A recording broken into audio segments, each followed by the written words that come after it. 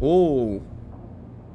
As you step out into the passageway, someone barrels into you from behind, sending you stumbling down the corridor. You turn to see an unfamiliar spacer, laden with heavy gear. She steadies herself, staring you down, as if daring you to respond. Excuse me? She squints at you, shaking her head before setting off down the corridor. Whoa! That looks like another... I'm sorry for her. A second spacer smiles at you apologetically. She's on a mission and when she's on a mission, they shrug. Not a problem. They smile. You're sweet. Peek! Esh stands further down the corridor, glowering at her friend. She chops at the air, pointing down the corridor to whatever end she is rushing to. Peek raises his eyebrows at you. Ash, please.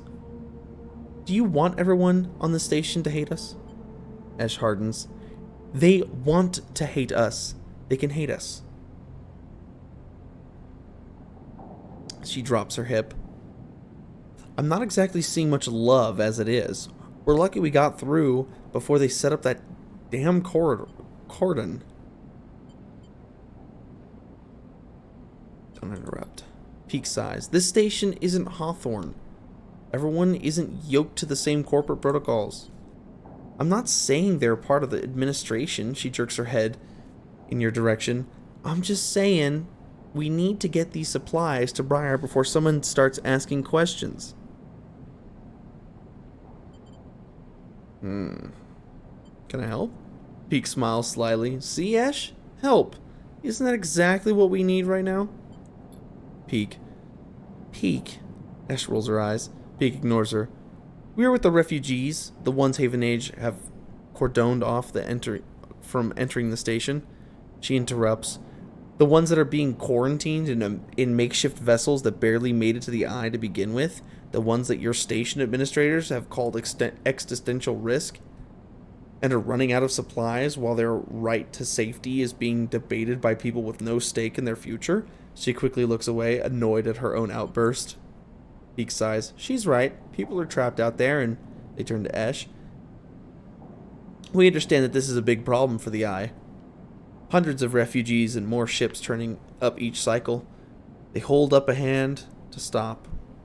Ash interrupting. But Ash turns away, burning in anger. A palpable force in the close quarters of the corridor. They need supplies, and after everything they've been through, the quarantine isn't helping. Peek, please. She gathers herself and the supplies. Ash, we need help. Just like the refugees needed us, we need others too. They smile at her. Peek turns to you. Come find us. The climbing briar is docked at the broken spoke, past the greenway in the wastes. We have a good view of the cordon, though we are keeping our distance for now. Come help us. They squeeze your hand. Ash turns to leave and Peek follows, waving goodbye. A moment later, Ash shouts back down the corridor. Don't bother coming empty-handed. You want help? Show us. Bring supplies or don't come at all. I don't know what you mean by supplies.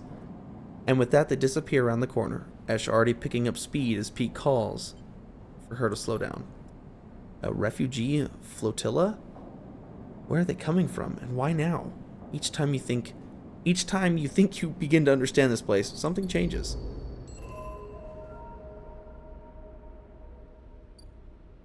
Feng's there. Haifa commune. Holy crap. Escaped XPR ship. Wow, this is a long corridor, dude. The wastes, ruined agricultural system, artificial wilderness, self-sustaining community. Let's work our way as far out as possible.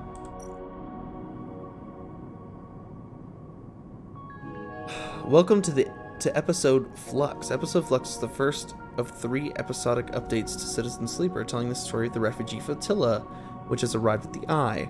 All 3 episodes, Flux, Refuge, and Purge, are now available. Completing the supply journal action will begin the episode, but be aware that it is intended for late game play. Got it.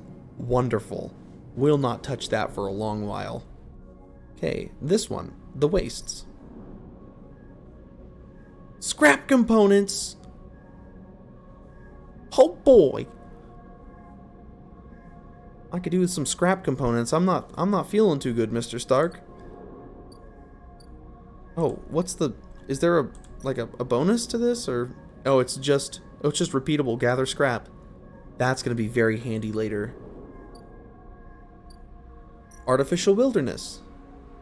Tracking Ashton. Inkita seems to think Ashton is out here at the wild edge of the Greenway. Time to see if that's true. Oh. Okay. So...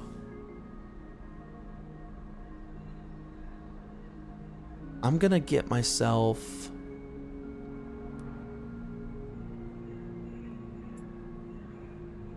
Oh, that's difficult. If I do this, it gives me a 3.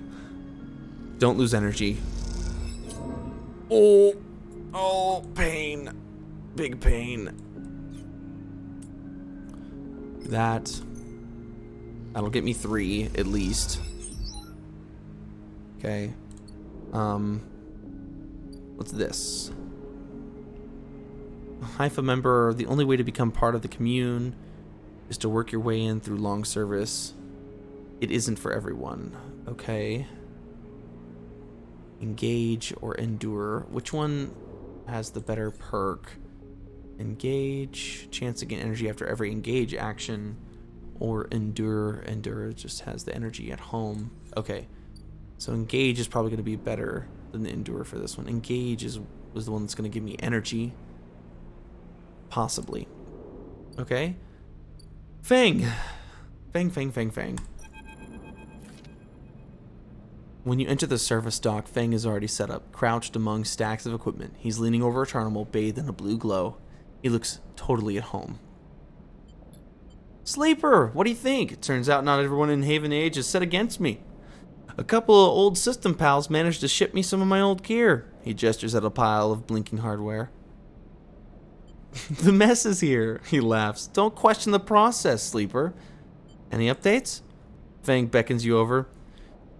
He's a set of scans on the waist on his terminal, with heat maps of activity overlaid. The chunk of the derelict rim is blotchy with bright red and orange marks. Does this look like a wasteland to you? Feng shakes his head. There's hundreds of Conway machines out there, all lined up in concealed hangars, and the whole underground facility is to support them. Hardness got a crew out there putting them together. They must have shipped them in piece by piece through the shipyard, ready for assembly, out here. Why? They're planning on something. No one needs hundreds of heavy-duty reclamation drones to run this kind of operation. Maybe Hardin masked this whole thing as an effort to clean up the waste, but there's no way this is about pulling scrap off the eye. Feng looks worried. And that's why Conway... And why is Conway in the mix? I bet no one in Haven Age knows another corporation is setting up on the station. They aren't stupid either. These scans are the best info I can get. The wastes are cut off from the eye, clouds of networks and greenways, totally dark zone. No data can come in or out. We can't hack them? We can't from here. He turns and winks. That's why I'm going to pay them a visit. It's too risky. You forget, Haven Age come in and out of there all cycle. I should be able to get in, as long as no one I know sees me. He grimaces playfully. But I need you on the outside to help disable security systems and cut me a pathway through. There's no cloud access, but I can get inside. I can open up the nodes in their network, and we can work in tandem. It's a massive facility buried deep down there. Miles of corridor and ventways wrapped around cargo bays and hangars, so it'll take more than a few cycles to work through. But as long as you keep them off my back, I know I can rip what I need out of there. He pulls a handful of ripper worms from his pocket and hands them to you. These are the last of my little helpers. I managed to salvage, so make them count. I modify them slightly. This time they'll feed their data threads back into the system that they're tunneling into, creating a nasty little feedback loop. We run it just like we did with the agents hack. The nodes I ping to locate the ports for the security system, then slot the worms in those systems and let them go to town. He points to the fuzzy silhouette of the buried facility out on the terminal. Here's the entryway. This is where you can get access and slot the first worm. That'll fry their perimeter systems and get me past the first cordon. What I need from you is to keep your eyes on the facility after you kick things off. You see me pop up in the security system, a server bank. You need to break it and break in and slot a Ripper to disable it as soon as you can. If I don't, Feng gives you a hard look. You miss the system, you wait too long, they're gonna find me. Simple as that. He claps you on the shoulder. I need you focused on this one, so I'm gonna let you fire the starting gun. I won't go until you slot that first worm. Okay. I'll leave a tracker running on the terminal here, so come back here if you want to see my progress. He affectionately pats the top of the screen. I got it. Don't worry, you can run things from here around their protocols. I've seen it. Feng gets up. It's all in place. You just need to make your own preparations, then slot the worm. He stretches. Just don't wait too long. I'm getting bored all this sneaking around. Okay, Feng. Once I'm inside, I'll get the proof we need to end this whole thing, no matter what. He crouches at the terminal. We can't take longer than 6 cycles on this thing. Remember that. He stands up. Oh, and one last thing. He lowers his voice. If I get caught, or you can't reach me, or we run out of time, there's one thing I need you to do. What? You take whatever I've managed to pull on that point, all that data, and you slot that stuff straight into the relay I've set up here. It points to a pile of servers and terminals, hooked into a dock with cables as thick as your arm. I repurposed the dock's SOS broadcast system to beam out whatever you put in it. Anyone with a terminal, a slate, or a server on the eye will see it. That means Haven Age, Yatagan, the hub, everyone. No matter what, Hardin isn't sneaking away this time. He grins. I've got a bit more to do here, but the moment you slot that first worm, I'll make my move. He gives you a parting smile and turns back to the terminal. The nerves hit you as you make your way out of the service dock. Time to prepare yourself. Oh, I see. Overgrown biosphere.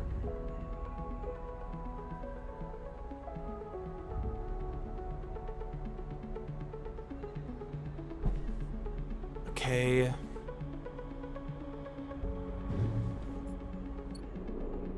And go further down. Oh, that's all of them. 1, 2, 3, 4.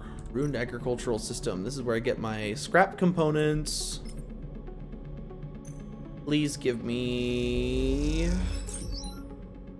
Yeah.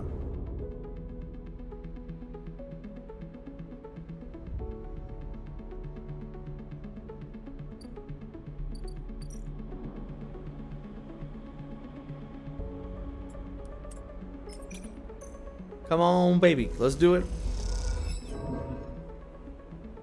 Cool. Oh, there we go. New drive. Cross to the rim.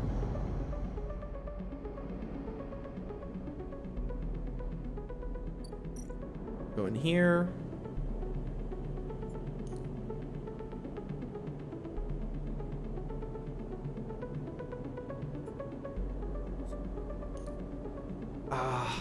Yeah, we're gonna do this.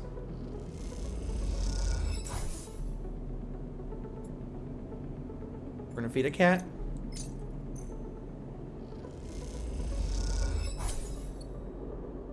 We're gonna go eat.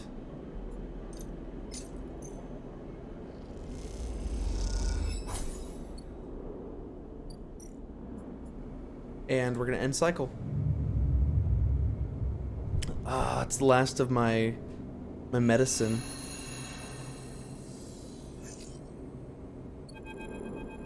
Oh, more teas. Hey, a quiet voice greets you as you leave. Sleeper, it's me. Oh, more teas. He pauses. I work with Bliss. He rubs the back of his head. You're not an easy person to find. I don't really have an address. Mortiz holds up his hand. Hey, no judgment. It's cool. You both stand there for a moment, each waiting for each other to speak. What's up? Yeah, well, Bliss needs you. A job just came in, a real big one. She's asking for you to come up and help her out. He nods sagely. I'll be right there. Okay, soon. Soon, he repeats back to himself. Look, Bliss said I've got to get you right now, so you know, he shrugs. Now is better than soon. Ortiz stands there for a little while, unsure if the message was delivered. I've got it. Cool, cool, cool. He looks around. Bliss just likes me to do a thorough job, you know? He rubs his hands together before burying them in his jacket pockets. See you, sleeper. Ortiz ambles off down the corridor, kicking at a filter cap on his way out. Time to head to Bliss's Bay then. Okay. I'll head down there. I just gotta talk to literally, apparently, everybody.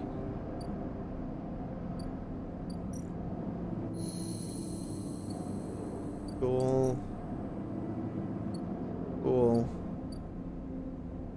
I don't have the mushrooms for you yet, lady. We're gonna throw another 15 at this. We're pretty much full. Fix myself.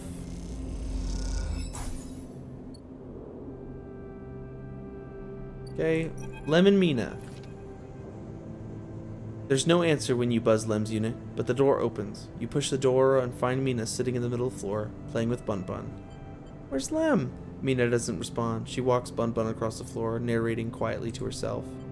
You look around the unit. There's a mess. Dishes and glasses on the side. Some of Mina's clothes piled up in the corner. Mina's sitting by her bag, which is spilled out across the floor. Her drawing slate, cracked and dark. Tidy up. You start with the kitchen units, piling up the dishes in the auto wash and wiping them down. You pile the clothes up next, folding them neatly. Mina watches you quietly as she plays, curious but silent. You've just started to look at fixing her cracked slate when Lem enters. Sleeper, what are you? He pauses and looks from you to Mina and back again. Never mind. He drops his back at the door and slumps onto the couch. Everything okay? Lem lets out a weak laugh. You forgot the past few cycles now, too? I wish I was so lucky. He looks away from the open door. Look, now's not a good time. I want to help. Help? Unless you have a side reel ticket or two on you, I don't think there's much you can do here. He pinches the bridge of his nose. You understand they never even put us on the list, right? I've been all around the rim looking for work, and I've run into more than a few from the cruise. Turns out only longtime Haven Age members were issued those Celis ID numbers. They never planned to consider us. Haven Age say they didn't know that was what they were doing, that we're going to use to make the draw. And who knows, maybe Celis pulled the wool over their eyes. But what does it matter? All those hours in the yard for a hand-to-mouth wage? Nothing else? He slams his hand down on the sofa. You're giving up? Lem opens his mouth to respond, but stops himself. He looks at the open door again. They are moving the side rail up to the hub now, you know? He says without meeting your eye. That's where it'll depart from.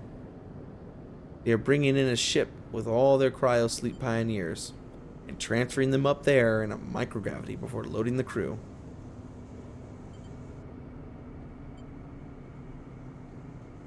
We could sneak aboard. You think they're just going to let people on board? The security they have? Has to be impossible. He looks over at Mina. Look, we'll be fine. We always have been. I just need a little time. He sighs. We had our hearts set on that trip. We had our hearts set on the trip is all. Mina comes over and climbs into his lap and smiles. What if I got you on board? I missed you these past few cycles. I missed that optimism. Lem strokes Mina's hair. Look, you want to go up to the hub and ask around? Be my guest. I can't get up there with Mina down here, and I'm sure the side row will be bringing in a crowd. But be careful. This kind of thing always attracts scammers and thieves. Find any on board, you take it. Any way on board, you take it. You need help to get there? Ask me. But for now, me and Meanie are here sticking to the eye. She looks at him and smiles. Thanks, Lem. No, thank you, Sleeper, for coming by. You stand to leave and Mina grabs your hand, eager to give one more smile. Then you're out, back down the walkway to the low end, already thinking of the plans to make this right.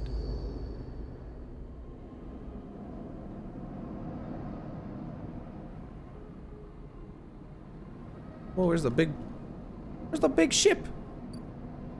Haven Age offices. No. What in the... Where in the massive cargo ship did it go? Okay, don't know where it's at, apparently. Rabia. Even before you enter the office, you can hear the sound of Rabia working the heavy bag. She's hammering it, the chain creaking as it shakes with each hit. She's been like this since. Sabine doesn't finish sentence. They are sitting on a stool looking at each terminal in the corner, searching through the SNARP data you pulled from those cycles ago. How have you been? I'm well, Sleeper. Happy to no longer be hunted. They smile. Yatagan has plenty to deal with, and without Yannick, I'm free. They glance nervous at Rabia. Rabia stops punching, and in silence you can hear her breathing hard. Sabine looks over at her, and you sense something between them. You realize you haven't seen them together since they tried to kill each other in the same unit. A lot has changed since then. They hooked him up like a puppet. Rabia hits the bag. Rigged that thing in his head so they could control him? Push the old Yannick out? I don't know why he let them in. Rabia throws a few more punches. But it's a lesson. Don't let them in. Another flurry. Yatagan shouldn't deal with corporations, and we never will again. She spits. She comes away from the bag. At least Yannick's death has been treated as natural. There's a chance we can come back from this. That Yatagan can hold on. But there are opportunists trying to take control. Sabine turns to you. Yes. But for now, the connection has been broken. I've been looking at removing the trackers from the implants in Yatagan's enforcers. It's a significant job, but I think with time I can do the surgeries. Rabia walks away from the bag towards the far side of the unit. Those surgeries will never happen if Yatagan collapses. She shouts back at Sabine. Clearly, this is a well-worn argument in this unit.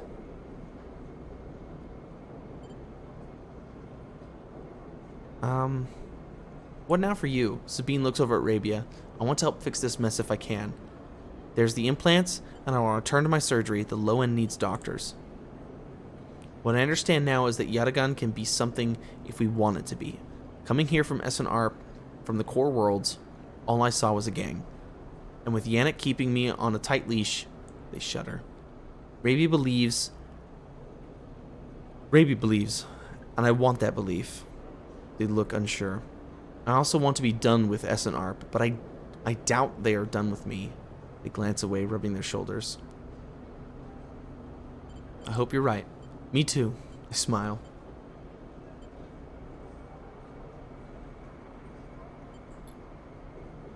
I've been wanting to say, Sabine begins nervously, I'm sorry that I didn't tell you where I came from. I know I've apologized before, and I want to again, properly. When I leaked the data on the sleeper program, it was to try to help people like you. They grit their teeth. But after all the cycles here being pushed down and pushed around, trying to survive, all that got away from me. So when you turned up, it shook me up. They ran their hand through their hair. But I ended up here, so they look at Rabia. Of course. Oh, of course. They reach into their pocket and take out a handful of vials. These are the last of the case. You can have them. They drop them into your hands. After these last few, I don't know what we can do. With the SNR connection broken, they look down.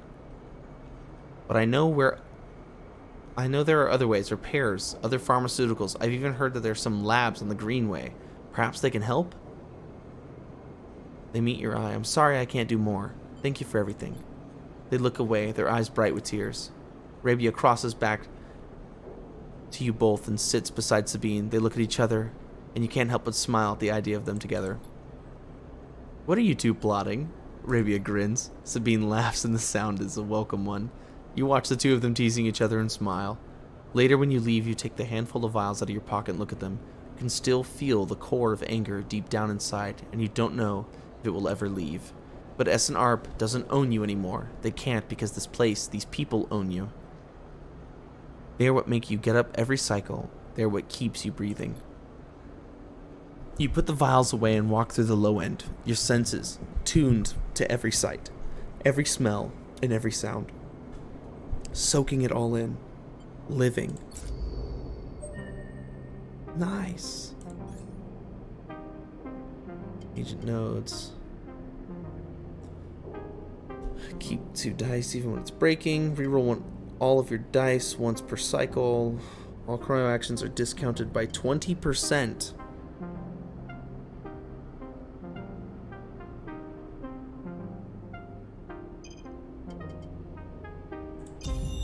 Yeah, we're going with that. So when I go here, 12. Oh, hold on, wait. 32. Oh my gosh.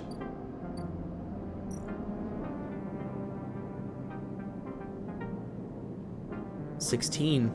Oh, I can almost sell that scrap for a lot more than what it's worth. 3? Gave me 3. Oh my goodness. Okay. I need to go up to her place. Ascend.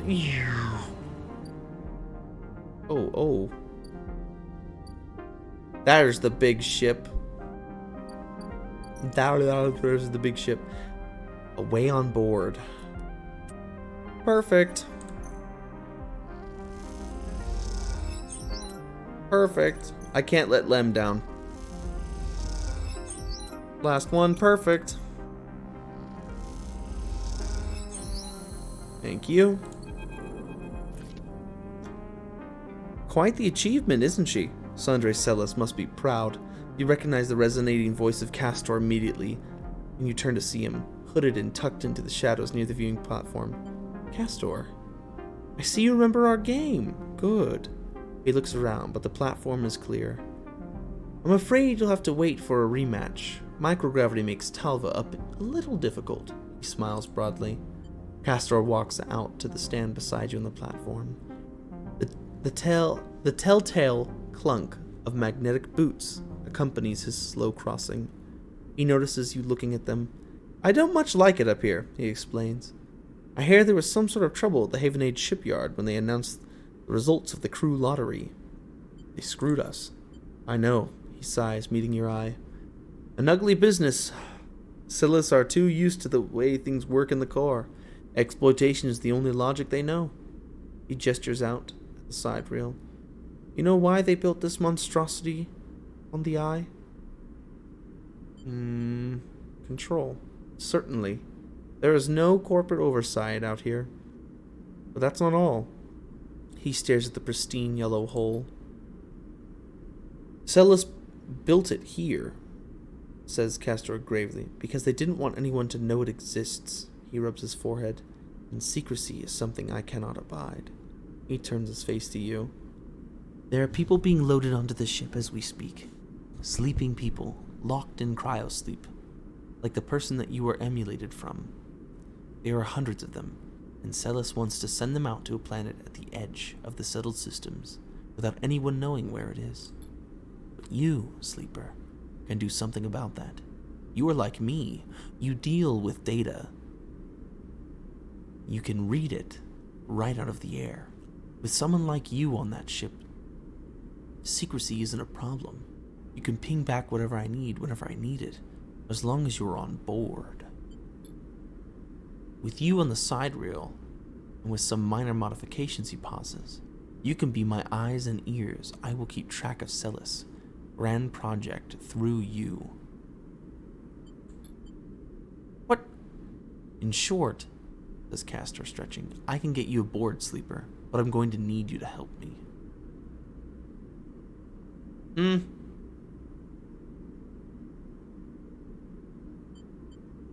What if I disagree? Then I doubt you'll find a way onto that ship out there. I'm not going. It's not just me. Yes, your friend Lem. That can be arranged. It is difficult, but not impossible. The condition is, of course, that you go too. Castor clunks closer to the window, watching the tugs wheeling off the side rail. It's a simple offer, and the only one that will get you on that ship. Please consider it. He turns back, silhouetting against the ship. But to make it happen, I need your assistance, as I said. There's a Celis Foundation ship docked in the now empty shipyard. I need that data from its servers. This will allow me to produce IDs necessary for your transit. Castor looks over his glasses at you. Celis aren't stupid, though. Their ship is totally isolated from the station. You need to get on board if you want to access their air-walled servers. Once you have the data, meet me at your friend's unit, so we can give him the good news. He smiles. I noticed his importance to you, and the little one. So cute. You don't extract the data before the sidereal horizon leaves the hub, then I will get the message. We have other options, but you are certainly my preferred one.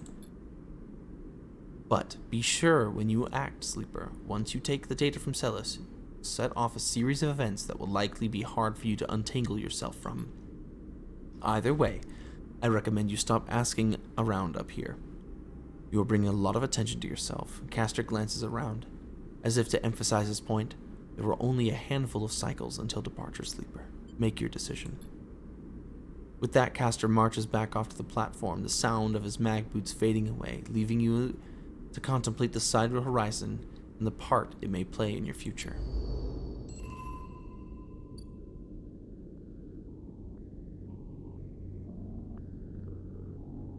Crap.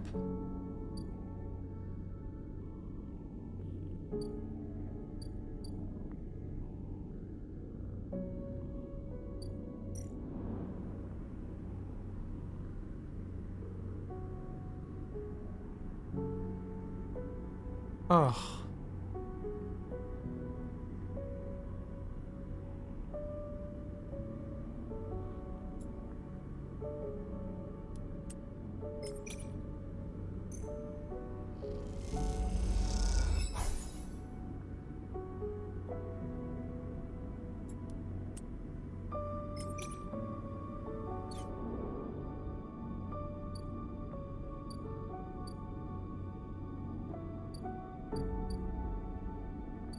It's Ember's Wake. It's the access elevator.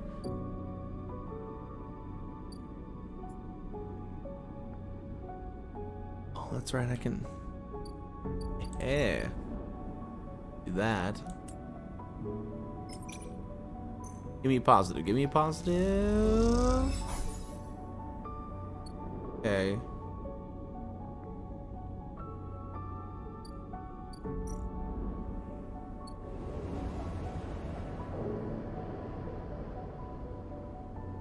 Okay. Wow, wow, wow. Ooh, feed the stray for only $3. Ah, man, that's wonderful. Or do I just keep feeding the stray over and over again until it's just fat? Okay. Have a nice little fat cat walking around.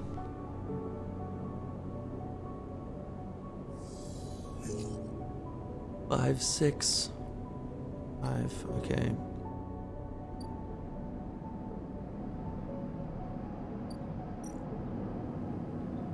God, you're still there? Leave.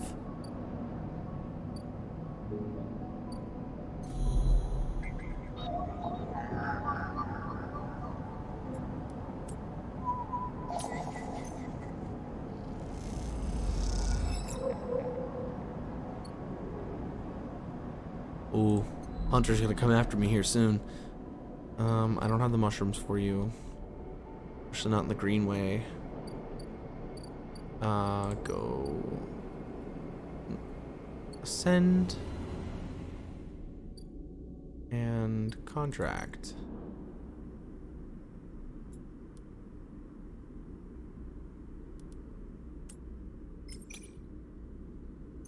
Do this. This.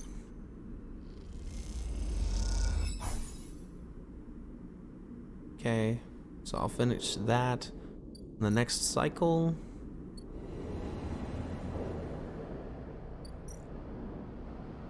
Cross the greenway.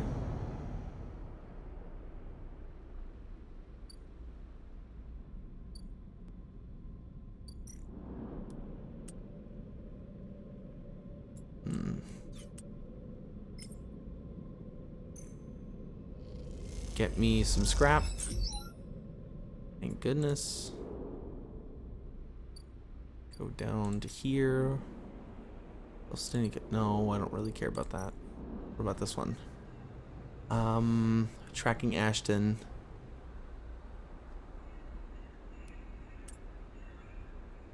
Interface is going to be my best option. Please. Oh! Nice.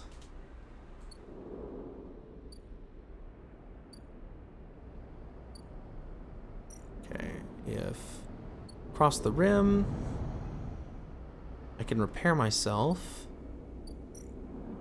using the scrap components I just picked up. So I'm back to full. Okay. I'm good for right now on that, so I don't need to eat just yet.